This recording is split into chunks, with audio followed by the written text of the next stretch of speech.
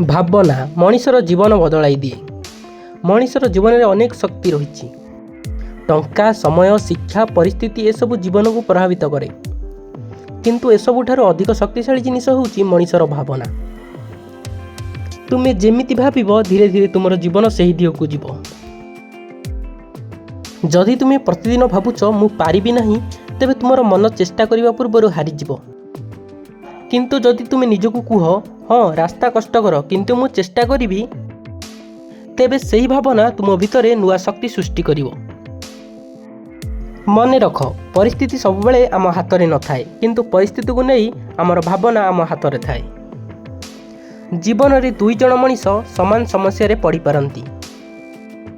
ଜଣେ କହିପାରେ ମୋ ଜୀବନ ଶେଷ, ମୋ ପାଖରେ କିଛି ନାହିଁ।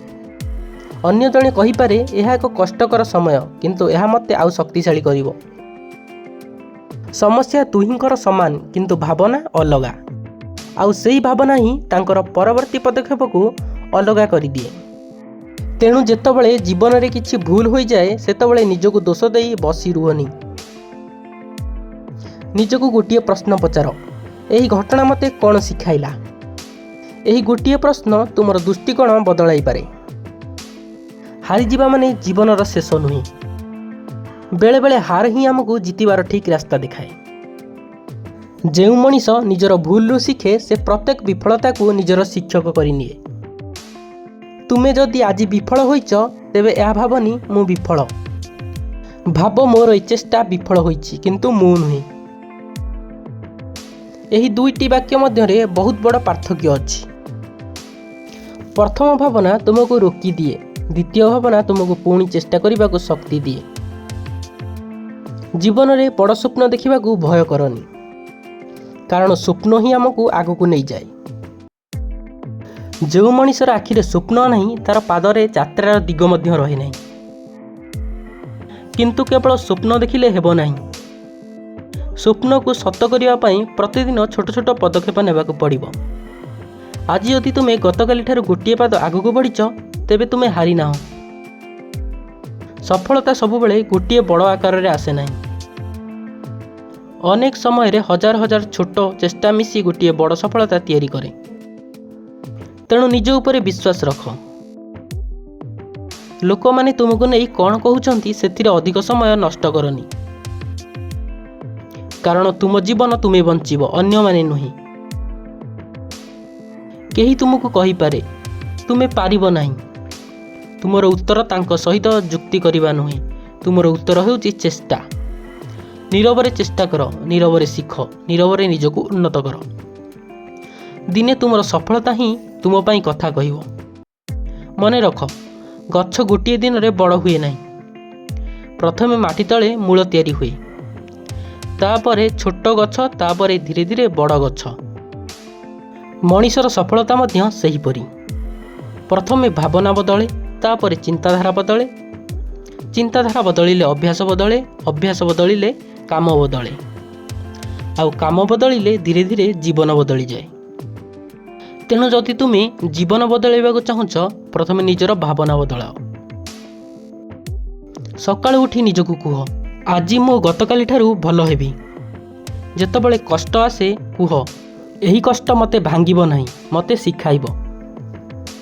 ଯେତେବେଳେ ବିଫଳତା ଆସେ, କୁହ ମୁଁ ପୁଣି ଚେଷ୍ଟା କରିବି।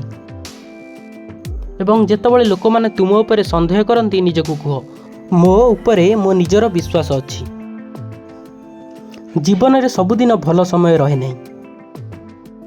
କେବେ ଖୁସି ଆସିବ, କେବେ ଦୁଃଖ ଆସିବ। କେବେ ଲୋକମାନେ ସାଥିରେ ରହିବେ, କେବେ ଏକା ଚାଲିବାକୁ ପଡ଼ିବ। କିନ୍ତୁ ତୁମର ଭାବନା ଯଦି ମଜବୁତ ଅଛି, ତେବେ କୌଣସି ପରିସ୍ଥିତି ତୁମକୁ ସହଜରେ ରୋକିପାରିବ ନାହିଁ। ତେଣୁ ନିଜ ମନକୁ ଦୁର୍ବଳ କରନି। ନିଜର ଗତକାଲି ସହିତ ଆଜିକୁ ତୁଳନା କର। ଅନ୍ୟର ଜୀବନ ଦେଖି ନିଜ ଜୀବନକୁ ଛୋଟ ଭାବନି।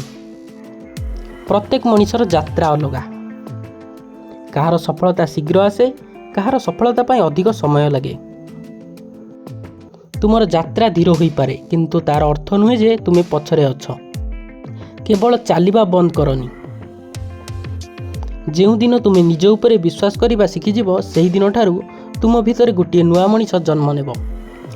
ସେହି ମଣିଷ କହିବ ମୁଁ ଭୟ ପାଇପାରେ, କିନ୍ତୁ ଭୟ ପାଇଁ ରହିଯିବି ନାହିଁ। ମୁଁ ହାରିପାରେ କିନ୍ତୁ ହାରକୁ ମୋର ପରିଚୟ କରିବି ନାହିଁ। ମୁଁ ଧୀରେ ଚାଲିପାରେ କିନ୍ତୁ ଆଗକୁ ଚାଲିବା ବନ୍ଦ କରିବି ନାହିଁ। ଏହି ଭାବନା ହିଁ ମଣିଷକୁ ସାଧାରଣରୁ ଅସାଧାରଣ କରିଦିଏ। ତେଣୁ ଆଜିଠାରୁ ନିଜ ମନରେ ନକାରାତ୍ମକ ଭାବନାକୁ ସ୍ଥାନ ଦିଅନି। ସମସ୍ୟାକୁ ଦେଖ କିନ୍ତୁ ସମାଧାନକୁ ମଧ୍ୟ ଖୋଜ। ବିଫଳତାକୁ ଦେଖ କିନ୍ତୁ ପରବର୍ତ୍ତୀ ଚେଷ୍ଟାକୁ ଭୁଲନି। କାରଣ ତୁମର ଭବିଷ୍ୟତ କେବଳ ଆଜିର ପରିସ୍ଥିତି ଦ୍ୱାରା ନିର୍ଣ୍ଣୟ ହୁଏ ନାହିଁ। ତୁମର ଭାବନା, ତୁମର ନିଷ୍ପତ୍ତି ଏବଂ ତୁମର ନିରନ୍ତର ଚେଷ୍ଟା ଏସବୁ ମିଶି ତୁମର ଆଗାମୀ ଜୀବନ ଗଢ଼େ। ମନେ ରଖ, ଭାବନା ବଦଳିଲେ ଦୃଷ୍ଟିକୋଣ ବଦଳେ, ଦୃଷ୍ଟିକୋଣ ବଦଳିଲେ କାମ ବଦଳେ, କାମ ବଦଳିଲେ ଅଭ୍ୟାସ ବଦଳେ, ଆଉ ଅଭ୍ୟାସ ବଦଳିଲେ ଜୀବନ ମଧ୍ୟ ବଦଳିଯାଏ। ତେଣୁ ଅପେକ୍ଷା କରନି। ପରିସ୍ଥିତି ବଦଳିବାକୁ ଅପେକ୍ଷା କରନି। ଲୋକମାନେ ତୁମକୁ ବୁଝିବାକୁ ଅପେକ୍ଷା କରନି। ସଠିକ୍ ସମୟ ଆସିବାକୁ ଅପେକ୍ଷା କରନି। ଆଜିଠାରୁ ନିଜକୁ ବଦଳାଇବା ଆରମ୍ଭ କର। କାରଣ ତୁମର ଜୀବନ ବଦଳାଇବାର ପ୍ରଥମ ପଦକ୍ଷେପ ବାହାରେ ନୁହେଁ, ତୁମ ମନ ଭିତରେ ଅଛି। ତୁମର ଭାବନାକୁ ଶକ୍ତିଶାଳୀ କର। ନିଜ ଉପରେ ବିଶ୍ୱାସ ରଖ। ଛୋଟ ଛୋଟ ପଦକ୍ଷେପ ନିଅ। ପଡ଼ିଗଲେ ଉଠ, ହାରିଗଲେ ଶିଖ ଏବଂ ଯେତେବେଳେ ମନ କହିବ ଆଉ ହେବ ନାହିଁ, ସେତେବେଳେ ନିଜକୁ କୁହ ମୁଁ ଆଉ ଥରେ ଚେଷ୍ଟା କରିବି। କାରଣ କେବେ କେବେ ତୁମର ଜୀବନ ବଦଳାଇବା ପାଇଁ କେବଳ ଗୋଟିଏ ଭଲ ଭାବନା, ଗୋଟିଏ ଦୃଢ଼ ନିଷ୍ପତ୍ତି ଏବଂ ଗୋଟିଏ ନୂଆ ଚେଷ୍ଟା ହିଁ ଯଥେଷ୍ଟ। ତୁମେ ଯେମିତି ଭାବିବ ସେମିତି ହେବାକୁ ଚେଷ୍ଟା କରିବ। ତେଣୁ ଭଲ ଭାବ, ବଡ଼ ସ୍ୱପ୍ନ ଦେଖ ଏବଂ ନିଜ ଜୀବନକୁ ନିଜ ହାତରେ ଗଢ଼।